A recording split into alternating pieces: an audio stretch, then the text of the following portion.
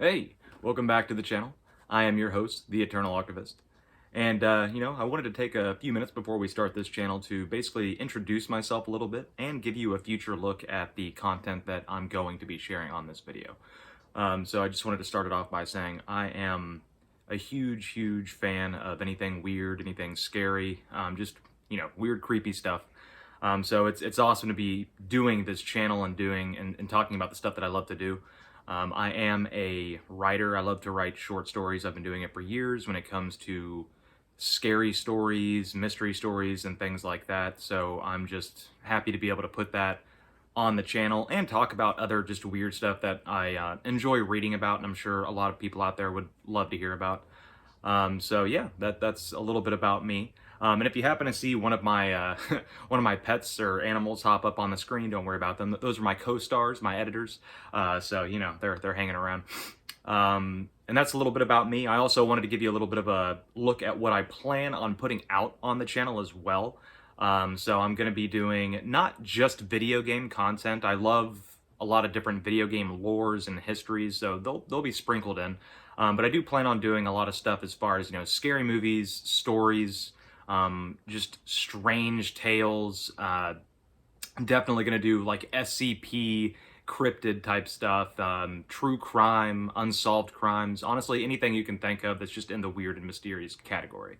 And honestly, if there's anything that you guys would want to watch me talk about or would love to watch me do a deep dive into, please feel free and comment and let me know what you'd like me to do. I'll definitely do it in a future video. So yeah, that's just a little bit about me, a little bit about what the channel's going to be about in the future and what it is. So let's hop on into it. So for today's video, we're going to go ahead and talk about Westech, some of their creations like FEV, the new plague, and then we're also going to talk about some very cool characters from the Fallout lore, which would be Harold and Richard Gray. And Richard Gray would also go on to be known as the Master. So these two have very cool stories that I'd love to get into, but we're gonna go ahead and cover a couple of experiments that Westech did, which kind of led to their story. And if you haven't checked out the video before, the video that I did before this one, I definitely recommend checking that out because it goes over a lot of stuff that I'm gonna go over as far as Westech is concerned in this one. So let's go ahead and hop into it. So basically, Westech was a company, a research and development company. They did work as far as like nuclear, chemical, biological stuff, and they also made advanced weapons. So they would go on to make like the railgun, they made power armor, they made advanced nuclear missiles, just a lot of crazy stuff for the Enclave and for the military to use. In their biological and chemical research division, they ended up making something called the New Plague. Now, the New Plague was very deadly. It had like a 99% kill rate, and somehow it got out of the research facility, whether that be just gross negligence or, a spy or somebody broke in, took it, and they dropped the vial, what have you. But the New Plague got out. It started spreading across the Midwest of America. They had to do a national quarantine, which was a huge deal. So Westech was like, okay, we messed up. We gotta fix this. That was a major no-no. We accidentally went ahead and scooped us a handful of oopsie daisies. So Westech wanted to create a cure for the New Plague, and this started with them making a virus. This virus was called, let me look it up here, I got it here in my handy dandy notebook, but they would go on to make the Pan Immunity Virion Project. This was later renamed the Forced Evolutionary Virus, or FEV. So that's the big thing we're going to talk about. So in order to create a cure for the New Plague, to kind of stop this thing that is spreading across America, they created FEV. FEV would act as, the cure. So what FEV did was, it's kind of in its name, the Forced Evolutionary Virus, is anything that it came into contact with, it kind of forced its cells to evolve and suit its surroundings. So a lot of the experiments that they used it on, whether it be single-celled organisms, insects, primates, anything like that, they gained massive amounts of muscle mass, tissue. They became very resistant to a lot of things, kind of like diseases, radiation, most things that would kill us. It kind of made them immune to all of that. So it made just a futuristic evolutionary soldier, if you will. If you put it in a human, it would basically make an evolved human that's immune to everything that would kill us nowadays. So West Tech kind of started to realize this, and they were like, you know what, instead of using this as a cure, let's go ahead and use this as something to kind of make the next step in human evolution. We can evolve humanity with this. So West Tech was given the grant to, continue researching FEV, kind of take it in a whole new direction. And that's where we come to the Mariposa Research Facility. The Mariposa Research Facility was a West Tech facility. It was primarily there to research and develop FEV. There were a lot of massive vats of FEV all stored there. This is where they did all of their experimentation. So if you were a prisoner of war, that I feel bad for you, because you were then taken to the Mariposa Research Facility where they would experiment their FEV on you. Now, FEV did a lot. They created a couple of other things besides mutants and just the monstrosities that we see in the games. They actually created and tested FEV on chameleons, and that created death claws, which, if that sounds crazy, if you know what a death claw is, they're these massive, monstrous animals in the Fallout universe that you see when you're wandering around. Those were originally chameleons that West Tech experimented FEV on, and they created these death claws, which is just insane. They also kind of created what I would consider just basic mutants and centaurs. And these centaurs are like an amalgamation of human parts and animal parts. It's just a failure in FEV testing. They look bad. They look pretty bad. I would hate to run into one of those outside at night. And then they had the basic mutants, which is just, they had a human being experimented on with FEV. They mutated, maybe a limb got massive or a limb fell off, and it just looked bad. So they hadn't really perfected FEV. I would say the best thing they made with FEV was the death claws. Those were kind of a surefire. They knew how to make them, and there wasn't a lot of downfall with the death claws, besides them being able to rip you to pieces, obviously. And they actually did plan on using them in their military before, the bombs and everything went down. So basically in my last video, I did cover the security staff that was in charge of Mariposa. They had no idea that West Tech was researching and developing FEV at this site. They also had no idea that it was being done to prisoners of war and honestly just like homeless people and people that were stolen off the streets. So when Captain Maxon, who was in charge of the security staff at Mariposa, found out about what the West Tech research staff was doing, he had them all brought up and he had them summarily executed. So under his own jurisdiction, he was like, you know what, this is horrible, I can't believe you guys did this. Him and his men lined these scientists up, and they shot them in the back of the head, executed them for what they did, what they considered to be a war crime, which, it was a war crime. It was horrible. So now we have the science staff at Mariposa being completely executed. And then you have the security staff, and Captain Maxon, who was in charge of the security staff. He went and found a government radio and contacted the United States government to let them know what had happened. He said, he found out what you've been doing. I found out all this horrible stuff you've been doing. So me and my security team and all the families that we've brought with us to watch over this facility, we're no longer part of the United States government. We refuse to be a part of this horrible thing. Excuse me. So, after they made that call, they expected the United States government to obviously come, kick them out, take them to prison, kill them, what have you. Obviously, some kind of retaliation. Now, if you remember from the last video, at this time, the United States government, or at least the upper echelons of their government, the Enclave, more specifically, had gone into their vaults. They've gone into their respective vaults that they can plan the outcome of the upcoming events. So because they didn't receive any word after they made that statement that they're no longer part of the American government, they got worried. And Captain Maxon had all of his security team bring in all the families. They all moved into Mariposa, and they shut the doors. And then about 3 days later, the nuclear bombs fell. And this was a global event where the nuclear bombs dropped for 2 straight hours, just completely atomizing everything, and it was just kind of dead silence. Now, within Mariposa, remember I mentioned there's all those massive FEV vats, like just a huge vat of this chemical. It's a huge vat of this viral thing that West created. It looks like a green liquid of just pure FEV. They're all standing around. They've been stockpiled in Mariposa.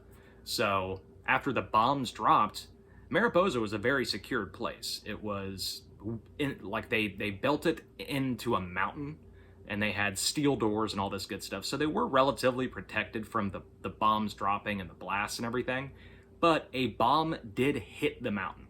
And the sheer quakes from this bomb hitting basically Mariposa at point blank it made a few of the vats that were filled with FEV crack open. They cracked open, and now FEV was beginning to spill out into Mariposa, making the facility very dangerous. No one wanted to be there. So Captain Maxon, realizing that this facility is no longer safe, made the decision that we need to leave. We can't stay here. We're gonna die if we stay here.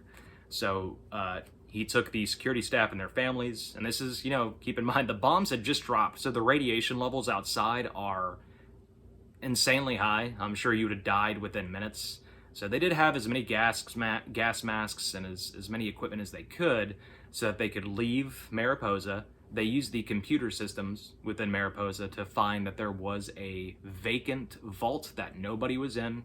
It was a few miles away, and they made that treacherous journey to that vault. And if you'd like me to do a separate video on that whole journey, because this is the exodus of the Brotherhood of Steel and their journey to that vault and how they got started. But anyway, so Captain Maxon, the security staff, and their family, they leave Mariposa and they go to a separate vault.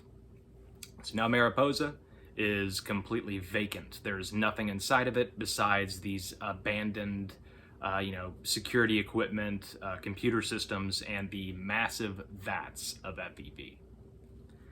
So that kind of gives you a little bit of a summary or a brief glimpse into what we're really going to start talking about now. So now we're going to get into the characters that I mentioned before, Harold and Richard Gray.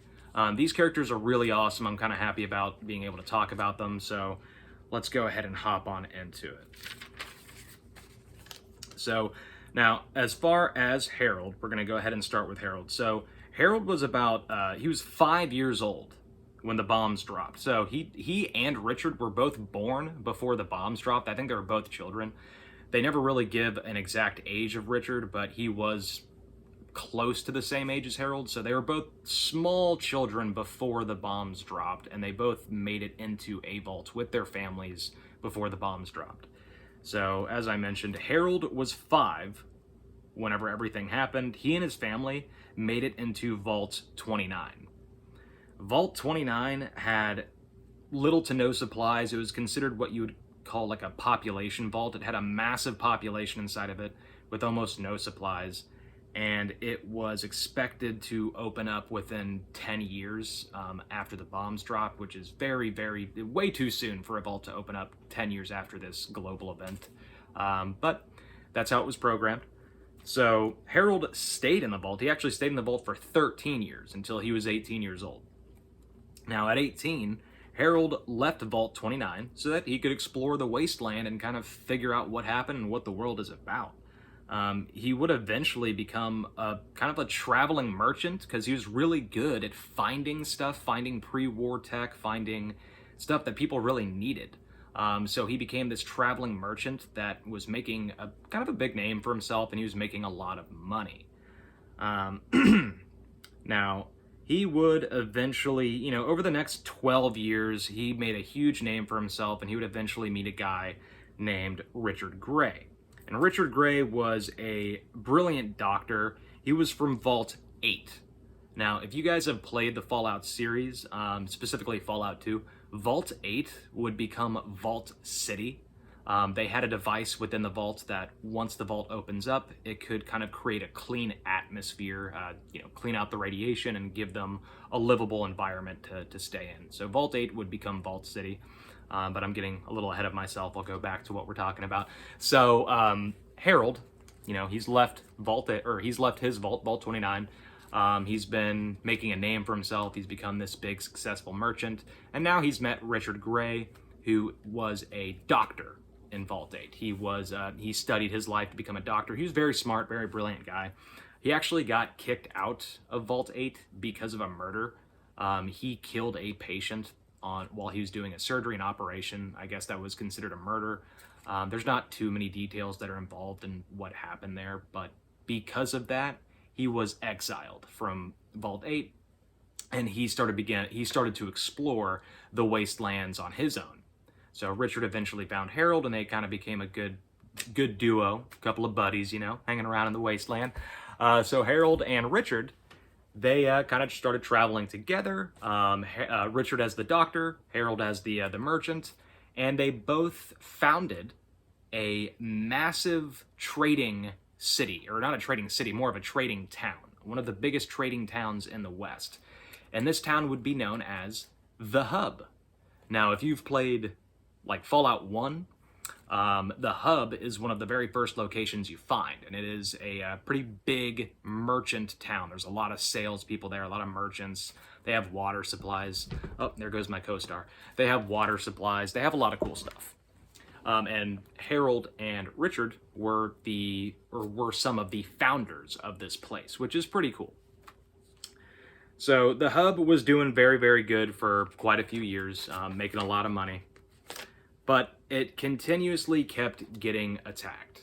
It was being attacked by just crazy mutated creatures like nothing anyone had seen in the wasteland before. They had just horrible mutations. It was like amalgamations of different things. You'd have like, I guess what I would consider a centaur, so it'd have like a human body with scorpion stuff and dog stuff coming out of it. It looked bad. But those continuously kept attacking the Hub.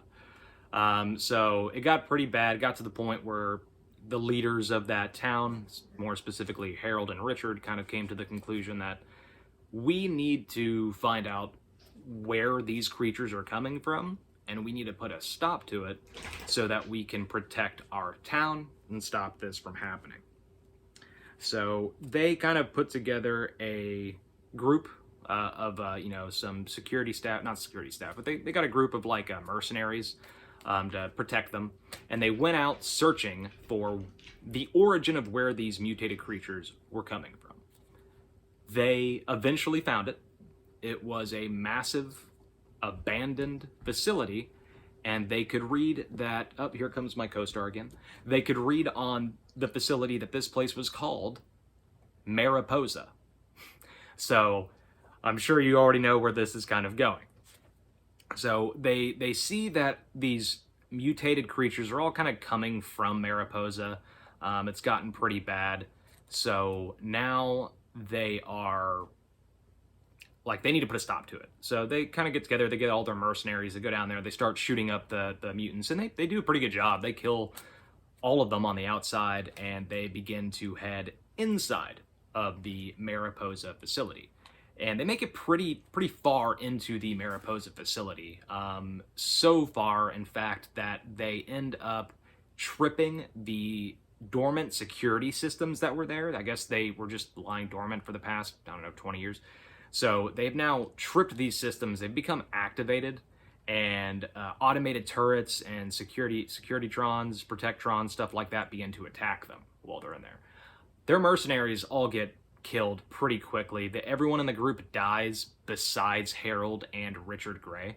So Harold begins, running towards the entrance so he can make it out. So does Richard. They get to a point in the facility where it's like a big catwalk, and below this metal catwalk is all the giant vats of FEV. So they're going to be running over these massive vats containing FEV. So as they make it about halfway across this metal catwalk, a giant crane, which was used to kind of pick up and move the vats to different places, it broke and hit the catwalk, making the catwalk just completely go sideways. And unfortunately, Harold and Richard Gray fell over and down to the bottom. Harold would end up landing in a puddle of FEV that was on the ground. He hit his head and he went unconscious, and he landed in kind of like a small puddle of FEV.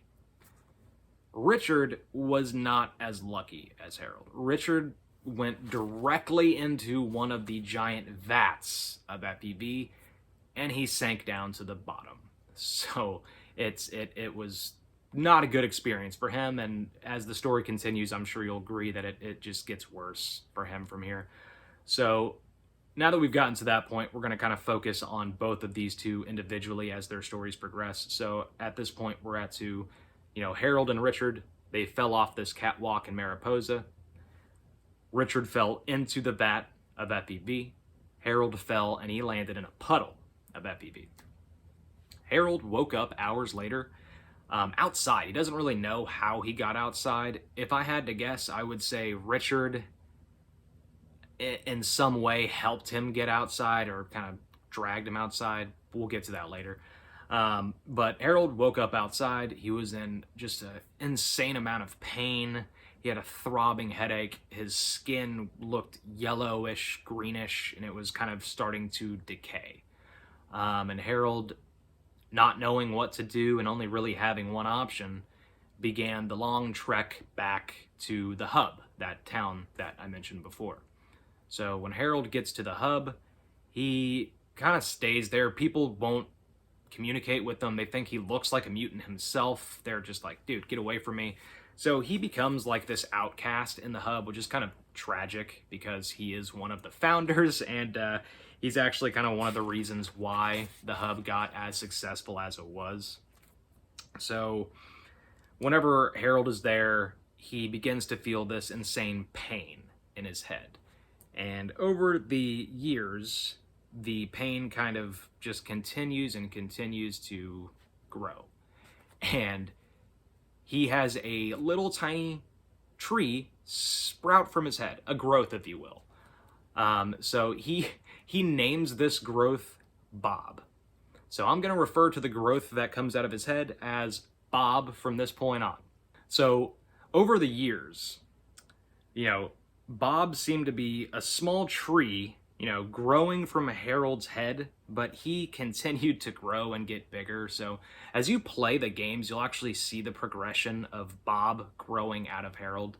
In the first game, it's just a little tiny sprout, and put picture here. We'll do some editing. But you'll see the sprout of the tree coming out of his head. In the second game, it's definitely more pronounced. It's much larger. So he's got this tree. He's got Bob growing out of his head, and it's getting worse and worse for him. It's getting kind of harder for Harold to walk around or do anything. So Harold just kind of leaves the hub. He starts walking around the wasteland, trying to find meaning in all of this. He's got this weird tree. He's got Bob coming out of his head. Doesn't really know what to think of it. After years and years of wandering and Bob growing more and more on Harold, Harold gets to a point where he really can't even move anymore. He can't even walk because Bob has gotten so massive. Now, it gets to a point where Harold lays down to go to sleep one day, and he wakes up and he is rooted to the ground. He's now become a living tree. He's Bob has completely taken over Harold's body, and now Harold is rooted into the ground and he's a tree. That would be a horrible existence, I'm not gonna lie. You can't move, you can't do anything, you're just rooted there. And even Harold's internal organs kind of get moved around with the tree. So if you were to look at the tree's root system under the ground, you would see Harold's heart and his other organs that have been kind of displaced and moved. So because of this FEV, the FEV contact that Harold had, he has now turned into a living plant. he starts to develop vegetation all around him. He actually begins to bring like life and growth back to the wasteland, which is pretty amazing. He has a cult. A bunch of people find him and they think he's a god. They think he's going to bring life back to the wasteland. So he has a lot of followers that are around him and they protect him as well. And he kind of creates this oasis in the wasteland, which is pretty cool. I do kind of like what happened to Harold and his whole experience with the FEV. It wasn't great by any means, but it's definitely one of the cooler stories of a man falling into a puddle of FEV and then having this plant grow out of his head, and it just kind of continuously keeps getting bigger and bigger until it takes over his whole body, and now he is this living tree, and he's now making vegetation grow in a place where it should be impossible for vegetation to grow because of the sheer radiation and destruction that's been done to the environment. So that's pretty cool. It kind of makes him out to be this figure in the wasteland that's bringing life back, which I always enjoyed. And now we're going to get into Richard Gray's story, which is a lot sadder. He definitely did not get the good end of the deal here. But let's go ahead and hop into Richard Gray. Now, since Richard fell into an entire vat of FEV, the effects were much, much worse. When Richard managed to actually pull himself from the FEV vat, he was just a nasty puddle of flesh and veins. He just looked like I don't know if you've seen that episode of like Family Guy where Peter wishes for all of his bones to be gone. It's kind of what he looks like, just a giant sack of flesh. And it's bad. And somehow he still retains his consciousness, like he's still alive.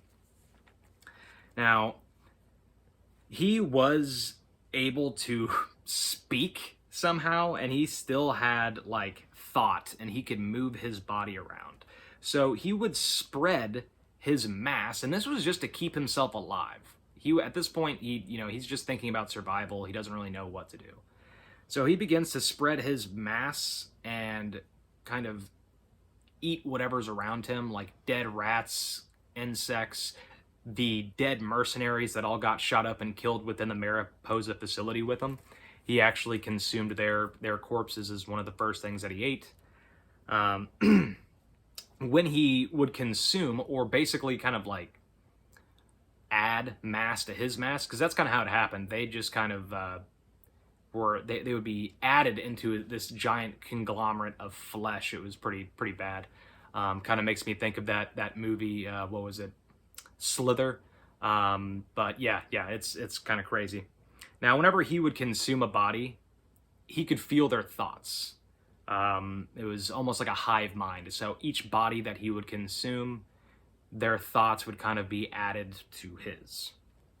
He continued to feed on anything that got close to Mariposa as well. So at this point, his mass is growing. He's getting bigger and bigger and bigger, and he's just eating anything he can find to kind of stay alive. So anything that gets close to Mariposa, they get dragged in, and he absorbs them. He also is taking, like, people, like if an adventurer or something comes up to Mariposa, he will take them and eat them as well.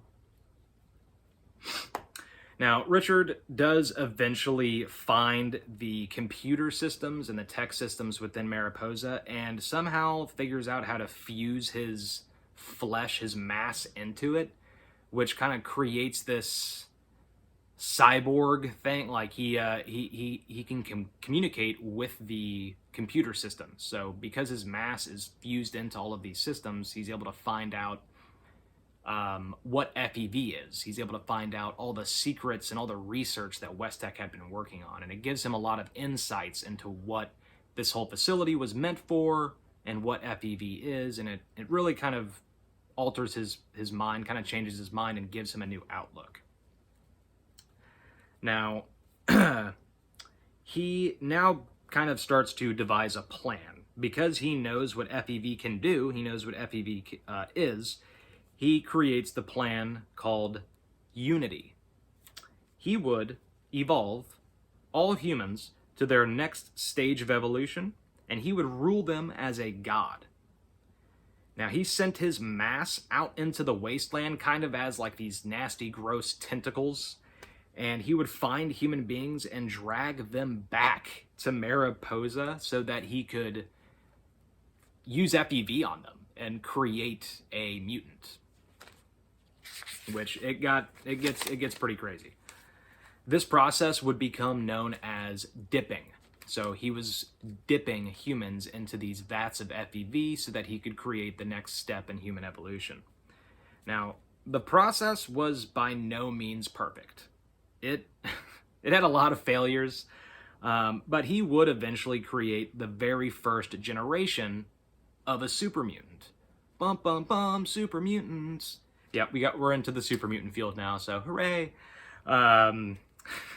So he created the first generation of the super mutants. Now these super mutants were very intelligent, very strong, and they were resistant to kind of all the things I mentioned before: radiation, disease, chemical warfare, chemicals.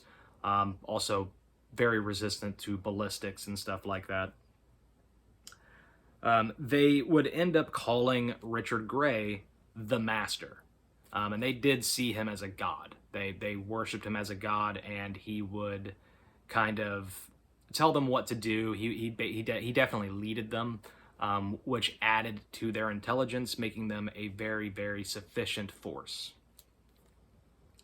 Now, he would go on to use the information or the knowledge that he had found out by fusing with the computer systems in Mariposa to find out where vaults were. I guess they had information on where vaults were that were around Mariposa, and he would send his super mutants to these vaults so that they could break in and take the occupants of the vaults and bring them back to Mariposa, so that he could dip them and make more super mutants. Now, his super mutant army was considered unstoppable while he was leading them. Now, eventually, after years and years of war with the Brotherhood of Steel, because keep in mind that this is, we're getting into like Fallout 1 territory at this point, so the Master has created the first generation of super mutants. No one's seen a super mutant before at this point. Like, they just haven't been around. Unless you take in Fallout 76's super mutant, that I'm not even going to get into that, but super mutants should not be in Fallout 76. But at this point, super mutants have not been around. The Master's the first person to create a super mutant. They're very intelligent, and he's leading them into war, giving them awesome strategies.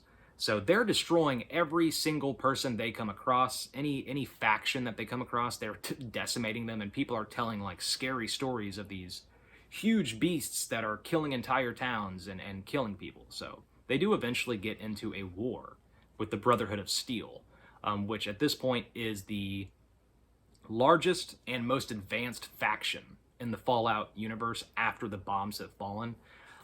The Enclave has not made their reemergence yet into the world. They're still in their vaults, kind of just watching. So at this point, the Brotherhood of Steel, they're the big kind of protectors of the Wasteland, and they see this massive army of super mutants kind of seemingly coming out of nowhere, and they're very intelligent. So they did consider this army to be kind of unstoppable at this time.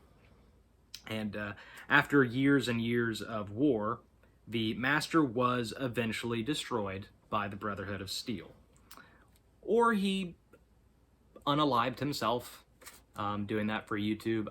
There are two ways. Like if you play Fallout 1, you can actually tell him that his super mutants are sterile. They can't have children. And you can convince him that this is the truth, which it is.